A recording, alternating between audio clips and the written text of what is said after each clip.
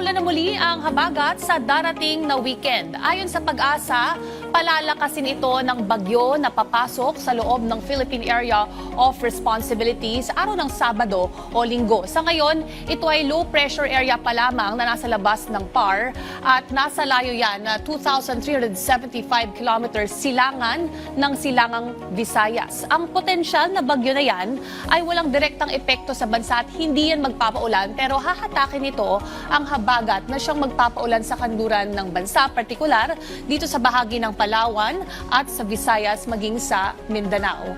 At ayon sa Pag-asa, posibleng hanggang Miyerkules yan magpapaulan sa susunod na linggo. Tinatayang hindi naman ito tatawid sa anumang bahagi ng kalupaan. At tatawagin yung bagyong yan, Bagyong Francisco. Sa ngayon, ang easterlies pa rin ang nagpapaulan at magdadala ng kaulapan sa bansa, partikular sa Bicol Region, Mimaropa Provinces at sa Calabarzon Region. Asahan pa rin ang localized thunderstorms o panandaliang pag-ulan na nasa nalalabing bahagi ng Luzon, kabilang nga ang Metro Manila.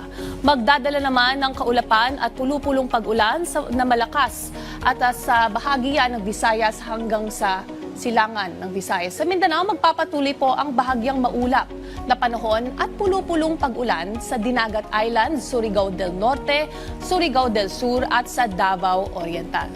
Ngayon, ito na po ang weekend forecast sa ilang mga destinasyon sa bansa.